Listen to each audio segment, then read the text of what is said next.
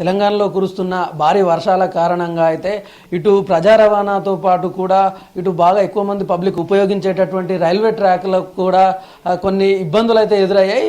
మన దగ్గర railway track అనేటటువంటిది కొట్టుకుపోవడం జరిగింది. దీంతో దక్షిణ మధ్య రైల్వే శాఖ అయితే పలు రైళ్లను అయితే రద్దు చేయడం జరిగింది. అయితే తెలంగాణ వ్యాప్తంగా ఎన్ని రైళ్లను రద్దు చేశారు అనేటటువంటి విషయాలను అయితే మనం రైల్వే అధికారి ఉన్నాడు, సీనియర్ పబ్లిక్ ఆఫీసర్ శ్రీధర్ గారు ఉన్నారు, ఒకసారి ఆయనతో మాట్లాడే ప్రయత్నం చేద్దాం.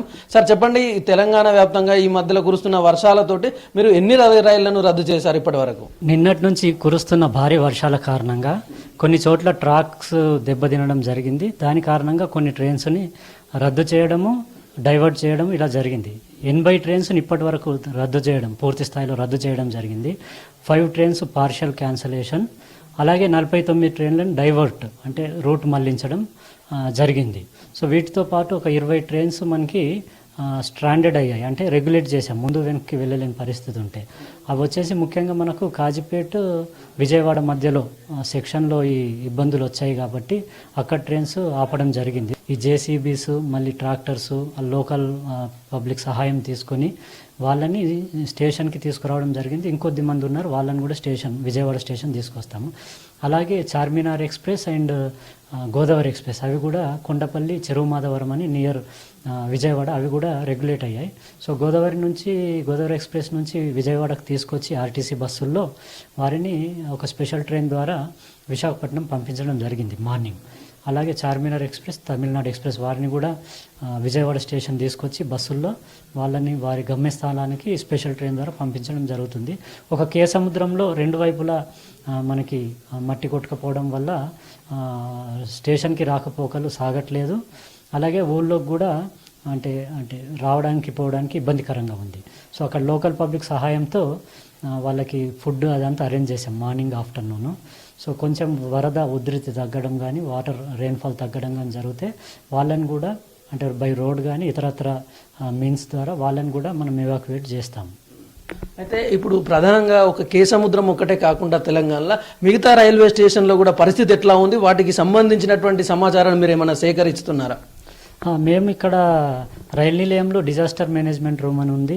ఇక్కడ ఉన్నతాధికారులు అందరూ 24/7 మానిటర్ చేస్తున్నారు. అలాగే సికింద్రాబాద్ విజయవాడ డివిజన్లో కూడా వాళ్ళు కూడా వార్ రూమ్స్ అని ఓపెన్ చేసి అక్కడ కూడా అధికారులు 24/7 మానిటర్ చేస్తున్నారు. అలాగే క్షేత్రస్థాయిలో మనకి ఆఫీసర్స్ కానీ, స్టాఫ్ కానీ, దాని రిలేటెడ్ అఫీషియల్స్ అందరూ కూడా పూర్తి స్థాయిలో అంటే ట్రైన్స్కి అంటే పబ్లిక్కి ఇబ్బంది కలగకుండా, ప్యాసింజర్స్కి ఇబ్బంది కలగకుండా ఇతరత్ర సౌలభ్యాలు చేకూర్చడము, అలాగే ట్రాక్ మెయింటెనెన్స్, పునరుద్ధరణ పనులు అందరూ చేస్తున్నారు. సో దీనికి సంబంధించి మాకు 24/7 లైవ్ అంటే ఫీల్డ్తో మాకు ఇక్కడ కమ్యూనికేషన్ ఉంటుంది.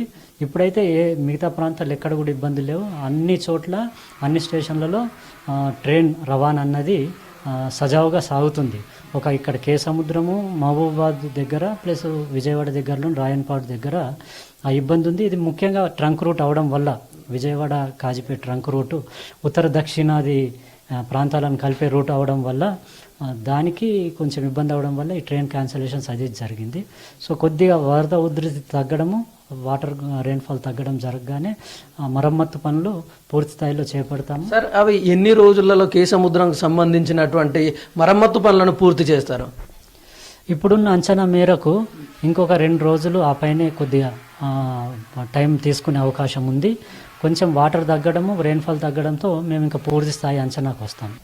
ఇది మనతోటి రైల్వే అధికారి చెప్తున్నటువంటి విషయం. ప్రయాణికులు కూడా ఎవరు ఆందోళన చెందాల్సిన అవసరం లేదు. సముద్రంలో ఏదైతే పాడైనటువంటి రైల్వే ట్రాక్ ఏదైతే ఉందో దాదాపు 48 గంటల్లోగా దాన్ని పునరుద్ధరణ చేస్తాం. మళ్ళీ ప్రయాణికులందరినీ కూడా అందుబాటులోకి తీసుకొస్తాం. రైల్వేలు మళ్ళీ యథావిధిగా నడిచే విధంగా చూస్తామని చెప్పేసి రైల్వే అధికారులు మనతో చెప్తా ఉన్నారు.